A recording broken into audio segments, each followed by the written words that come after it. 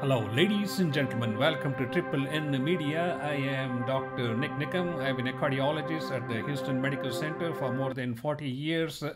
The feature presentation is ACC AHA 2020. The feature presentation is ACC AHA 2020 Hypertrophic Cardiomyopathy Guidelines. So let us begin with the feature presentation. Hypertrophic cardiomyopathy is characterized by increased thickness of the left ventricle with increased diameters, reduced cavity size. The hypertrophy of the ventricle is a genetic mutation of the genes of the sarcomeres that results in increased fibrils with fibril disarray leading to hypertrophy of the ventricle. The hypertrophy of the ventricle is not uniform throughout the left ventricular cavity, and we're going to look at some of the variations. The hypertrophy of the ventricle can involve the base of the heart, as we can see here, and sometimes it could be concentric, leading to a very small cavity in the ventricle. And this increased thickness poses so many different challenges in terms of reduced diastolic relaxation, increased filling pressure, reduced coronary flow, leading to subendocardial ischemia. And in addition to that, it can also cause either mid-cavity gradient or subaortic gradient to the outflow tract. Along with that, it is associated with many other symptoms which we will cover in the next slide. As we can see here, here's the normal ventricle with normal thickness throughout the left ventricular wall, and there is no evidence of any obstruction at the ventricular level. In patients with non-obstructive hypertrophic cardiomyopathy, we have uniform hypertrophy of the free wall of the ventricle along with the apex, but without any evidence of obstruction to the blood flow across the left ventricular cavity. And here is an example of an asymmetrical septal hypertrophy associated with increased thickness of the septum compared to the posterior wall, which is also increased in thickness, leading to mid-cavity gradient, which we can easily detect by using pulse Doppler echocardiography. And this increased thickness can pose symptoms at rest and during exercise, along with some degree of other complications which we will cover. And the treatment for that is myomectomy, is like removing part of this obstructive part of the septum, and that is a surgical procedure. But there is an alternative method, that is injecting alcohol into the septal branch, which might achieve the same result, at least in terms of reducing the outflow tract gradient. So this is a sort of a basic concept. I'm trying to set the whole stage. We understand when we are talking about hypertrophic cardiomyopathy, what do we look for, and how are these findings affecting patient's overall condition? What kind of symptoms does this patient have? And based on that, what is the recommendation that we are going to do? I am a clinician, I'm a bedside doctor. So most of my focus is going to be taking these ACC AHA guidelines and see how we can simplify this and apply them at bedside when we are talking to a patient with suspected hypertrophic cardiomyopathy sitting in the office across the desk from us. Okay, there are various forms of hypertrophy, as I already mentioned, the most common of which are the concentric hypertrophy or the sigmoidal hypertrophic cardiomyopathy, which accounts for 40 to 50% of the cases. Then we have the asymmetrical hypertrophy of the ventricle along with hypertrophy of the apex and the lateral wall. It accounts for 30 to 40% of the patients. Then in about 10% of the patients, we have just apical hypertrophy of the ventricle, which we are going to look at some of the examples. And then we have the neutral type, which is there is hypertrophy, but there's no evidence of significant obstruction to the flow of blood. Hypertrophic cardiomyopathy can present in a variety of ways, the most important of which are like sudden death, which is not common, but it is there, and it may signal some more serious issue, and this is something we have to take seriously and work on it diligently. The majority of the symptoms may have symptoms of heart failure or outflow tract obstruction. Depending upon the degree of outflow tract obstruction, depending upon the gradient, and depending upon the symptoms, we can make recommendations in terms of trying to reduce that gradient, which is the main purpose, thus reducing the symptoms. With the surgical myomectomy or with the alcohol ablation, we can expect reasonably good results, which we will cover in a minute. Then when these patients develop heart failure, that is reduced ejection fraction. As you know, hypertrophic cardiomyopathy and hypertrophic ventricles have ejection fractions in the range of 60 to 75%, but when they develop an ejection fraction less than 50%, that is abnormal for hypertrophic cardiomyopathy. When patients develop heart failure with reduced ejection fraction, what are we going to do to those patients? And we're going to talk about what kind of drugs we can use and what kind of drugs we need to avoid. And of course, with hypertrophic cardiomyopathy, we get increased filling pressure, which is passed on to the left atrium, which dilates in size and is also prone for developing atrial fibrillation. And when these patients with atrial fibrillation, when patients develop atrial fibrillation, there is increased challenge in these patients because of the loss of the atrial kick. In non-compliant ventricle, 40% of the cardiac output is generated by the contraction of the atria. And when the atria lose their contractility, they suddenly go into decompensation. So if we have a hypertrophic cardiomyopathy patient or a patient with hypertrophy due to hypertension, when they develop atrial fibrillation with rapid ventricular response, they go into pulmonary edema because of a couple of things. Number one, the rate is too fast, so the filling time is reduced and the filling volumes are reduced. As you know, these ventricles have small cavities and thus the fluid backs up into the lungs, causing pulmonary edema. The second problem we face with atrial fibrillation, of course, is thromboembolic events, and for which we have to consider anticoagulations, and in some cases it may be reasonable to consider ablation because atrial fibrillation is a bad combination to have in patients with hypertrophic cardiomyopathy. Okay, let's look at some of the causes for sudden death in patients with hypertrophic cardiomyopathy. It may be related to ventricular tachycardia. Because of the increased thickness of the ventricular wall, there is increased strain. There is reduced myocardial perfusion. As you know, the myocardial perfusion happens during ventricular diastole. But when you take a concentrically hypertrophied ventricle, there's not much room for the ventricle to relax, which leads to subendocardial ischemia, which is reflected in the electrocardiograms, and that can create irritability and thus produce arrhythmias. Again, the severity of the left ventricular hypertrophy can also reduce the cavity size. So when we exercise, the stroke volume continues to drop instead of getting higher because of the reduced filling time and filling volume. And of course, the outflow tract does not help in these situations. As the left ventricular cavity size gets smaller, the gradient gets worse, which can lead to reduced circulation to the brain, causing syncope or sudden death.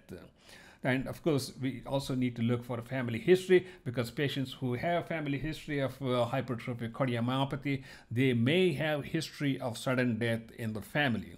So these are some of the things that we need to keep in mind. That's why family history and genetic evaluation is of exceedingly important focus that we need to be paying attention to, because early detection and prevention of these symptoms is the way to save these patients.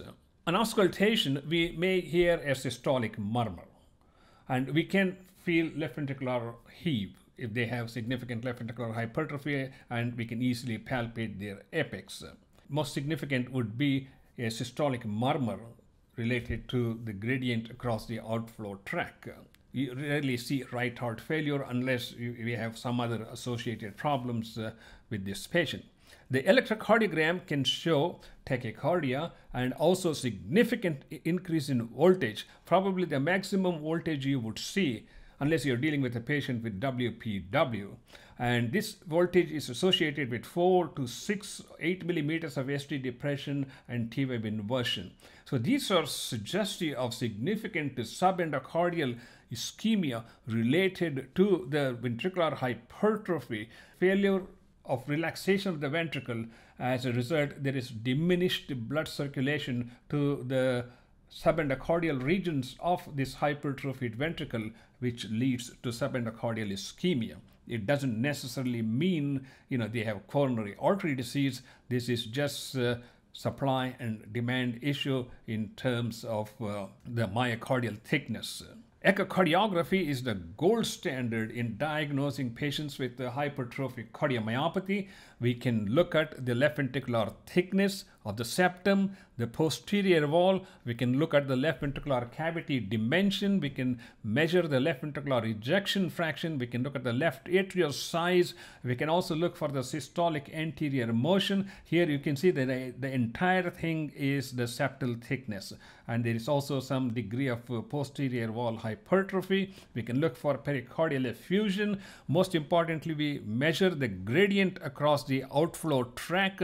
As you can see, the gradient is almost 5 meters per second, which may translate to like more than 125 millimeters of mercury gradient across the outflow tract. Along with that, there may be some degree of regurgitation seen in these patients. So echocardiography helps us to identify a lot of things, and it also helps us to plan our treatment as how we want to approach this. And it may be quite useful in assessing patients following septal myomectomy or following surgical myomectomy to see what the gradient level is during the procedure, so that we make sure we accomplish the goal we set for before we do the procedure. And here, putting all these things together in a composite slide, left ventricular hypertrophy is seen here, maybe even a bundle branch block, and here we have an asymmetrical septal hypertrophy with lateral wall hypertrophy also, and a gradient close to 4 meters, which means a peak gradient of 70 millimeters of mercury. And as you can see with the CT scan or CMR, we can clearly see increased septal thickness compared to the other regions. Here's an example of a CMR. We can look at, you can get the same information, you can get similar information from a CT also.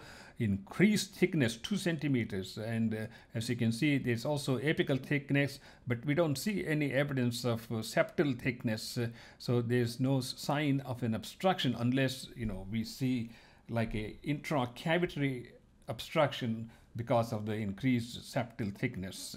And here are different forms of hypertrophy as detected by echocardiography. Here we have an asymmetrical septal hypertrophy with posterior wall hypertrophy including. Here we have a concentric hypertrophy of the ventricle, and here's another example of an asymmetrical septal hypertrophy. And notice that it also bulges into the right ventricular cavity, and of course there's going to be a left atrial dilatation in most of these cases. And this is an example of hypertrophy of the apex more so than the base of the left ventricle. And we can use myocardial strain to see which area of the myocardium is getting normal perfusion. And here's an example of a normal patient, and here's an example of a patient with hypertrophic cardiomyopathy of the obstructive type involving the septal region. And as you can see, the apex is relatively spared, where the base of the heart is showing evidence of reduced circulation or reduced myocardial perfusion. And here's an example of a apical hypertrophy, which is showing decreased perfusion in the left ventricular apex. And here's another example of the base, which I already showed you. Now, echocardiography helps us to diagnose a patient with the hypertrophic cardiomyopathy. It helps us to do the classification location, severity, degree of obstruction, and based on this, we take this information, and depending upon whether the patient has symptoms, if the patient has symptoms, we evaluate for left ventricular obstruction, and based on that, we decide what medications they need and what other options they have, such as myomectomy, alcohol ablation, or in the final stages, maybe heart transplantation. Prognosis is dependent upon the disease progression and also symptoms such as history of sudden cardiac death, arrhythmias, atrial fibrillation or ventricular tachycardia, or any other symptoms that may be presented by the patient with reduced ejection fraction in the later phases of their life. Here is the chart from the ACC AHA 2020 guidelines for hypertrophic cardiomyopathy. And somehow this is covering so much information, I don't know you can even read this chart. What I'm going to do is I'm going to just take this top 1/3 of the chart and see what we can learn from that. Then in this next slide, we're going to look at this bottom part. All right, so let's look at the top 1/3 of the chart. If you are dealing with a hypertrophic cardiomyopathy patient and you treat all other comorbid conditions such as hypertension, obesity, or ischemic heart disease, the next thing is to determine, does this patient have obstructive physiology? And this can be easily determined using echocardiography. If they have no symptoms, then we follow figure, which is we follow these patients medically and look for any other evidence of symptoms like arrhythmias or sudden death. If they are having symptoms related to obstructive physiology, then we go to the next slide, that is symptoms, yes. So we need to avoid vasodilators and high-dose diuretics. And let me answer as to why we need to stop vasodilators and high-dose diuretics. We have an obstruction to the outflow of the ventricle. When we use vasodilators and we reduce the peripheral resistance, we are increasing the gradient across this obstruction, be it mid-cavity or at the septal level. And by doing so, we are going to increase the gradient, which will make things worse. What about diuretics? In the previous several slides, I showed you the left ventricular cavity is exceedingly small. The left ventricular end diastolic volume may be like 40-50 ml. And by giving aggressive diuresis, we can reduce their intravascular volume, reduce their left ventricular filling volume and pressure, which can lead to worsening of the gradient, and thus they can develop syncope. So that's the reason we need to avoid those things. Class 1 indications for patients with hypertrophic cardiomyopathy are beta blockers, verapamil or diltiazem, which helps to reduce the heart rate to improve the diastolic filling time and also help in relaxation of the ventricle or reducing the contractility, thus helping subendocardial myocardial perfusion. If the symptoms persist, they can be treated with the disopyramide, or they can be sent for septal ablation. If they are surgical candidates, they can go for other surgical procedures as indicated, or we can consider septal ablation using alcohol in the cardiac catheterization lab if they are not a surgical candidate. Let's talk about sudden cardiac death. If the patient has a history of sudden cardiac death or VT, an ICD recommendation is class 1 indication. Whereas if the one out of these following, family history of sudden cardiac death, massive left ventricular hypertrophy, unexplained syncope, apical aneurysm, reduced ejection fraction, if they have one of these following criteria, an ICD may be a reasonable option, which is 2A indication. But as we come down, non-sustained supraventricular tachycardia, no, yes, then we go for adults. ICD may be considered, but that's a 2B, it's plus minus. So that's not conclusive. If there's extensive late gadolinium enhancement on MR, then they go for ICD. If you don't see increased late gadolinium enhancement on MR, then ICD is not indicated. This is harmful. So we need to remember this one. This could be a board question for cardiology fellows.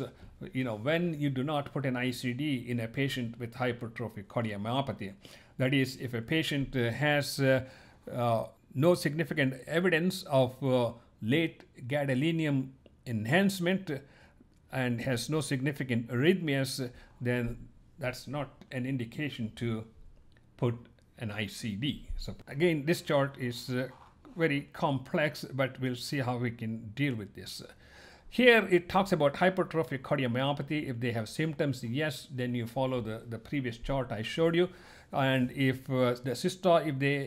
if they have no obstructive symptoms, so they have hypertrophic cardiomyopathy, but they don't have any obstructive symptoms at this time, then this is going to be based upon left ventricular ejection fraction being less than 50% versus left ventricular ejection fraction being greater than 50%.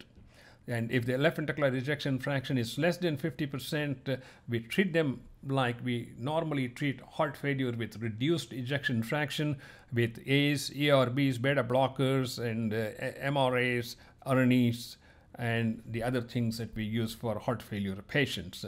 We need to evaluate other causes for reduced ejection fraction, such as myocarditis, coronary artery disease, wall motion abnormalities, things like that. We should discontinue inotropic agents, negative inotropic agents such as verapamil and diltiazem in these patients once their left ventricular ejection fraction drops. If the ejection fraction is less than 50%, some of these patients may be candidates for implantable cardiac defibrillator. Okay, now we come to the other side. If the ejection fraction is greater than 50% and they are not having any symptoms, then we re-evaluate them after guidelines-directed medical therapy. If they're having recurrent ventricular arrhythmia, then we evaluate them for heart transplant. Whereas, let's come this way here. If they are having New York Heart Association class 1 or 2 symptoms, you continue with the medical management. Whereas if they're having class 3 or 4 symptoms with reduced ejection fraction, I don't know why it comes here, because it should have been here whether they have symptoms or not. The left ventricular ejection fraction less than 50% and left bundle branch block, then this may be a candidate for CRT. Whereas if this patient has none of these findings, then we need to evaluate these patients for heart transplant. There's a simpler way that was reported by Marin in American Journal of Cardiology in 2022. Looking at the same thing, we take the history, we do the examination, we do these simple tests, echocardiogram, EKG, echocardiogram, and CMR. And based on that, we find out, do they have obstruction? If they do not have any obstruction, then we follow them medically. If they have obstruction, we determine, do they have resting obstruction? If they don't have resting obstruction, we look for any tests, provocative tests like exercise or other means of provoking the obstruction. If there is evidence of obstruction, then we treat them as it was explained previously. They also need genetic counseling. And this is a final chart here. I think then we are dealing with sudden death. We need to look for risk stratification. And if there's greater than one risk, then primary ICD. Progressive heart failure, of course, we have to stop negative inotropic agents, consider surgical myomectomy and aspirin. Along with then progressive heart failure, we treat them according to the guidelines for heart failure. Atrial fibrillation is an important thing that we need to focus upon. We need to control the rhythm if possible, even with an ablation is needed. We need to control the rate. And in addition, we also need to consider anticoagulation in patients with atrial fibrillation to prevent thromboembolic disease. So ladies and gentlemen, a patient with hypertrophic cardiomyopathy poses so many different challenges. It involves multiple specialists and medical personnel. It starts with the primary care doctor and it's seen by the primary cardiologist. Then we have to talk about their nutrition, genetic counseling. Then we need to talk to electrophysiologists if they have evidence of sudden death, ventricular tachycardia, atrial fibrillation. We need advanced cardiac imaging such as CMR or CT. Of course, we need to have the hypertrophic cardiomyopathy specialists involved in managing these patients. We also need the help of advanced heart failure team. We need surgical assistance for myomectomy, and all of these things are very important, and hence these patients are best managed in a center that deals with hypertrophic cardiomyopathy or advanced heart failure, so they can appropriately recommend what is needed for these patients, improve their quality of life, improve their symptomatology, and hopefully improve their longevity. Thank you so much for watching this presentation. I am Dr. Nik Nikam from Houston, Texas. And I have a series of ACC AHA guidelines on a variety of topics in cardiology. Please do watch them, and please do subscribe to our YouTube channel, and I will see you in the next presentation.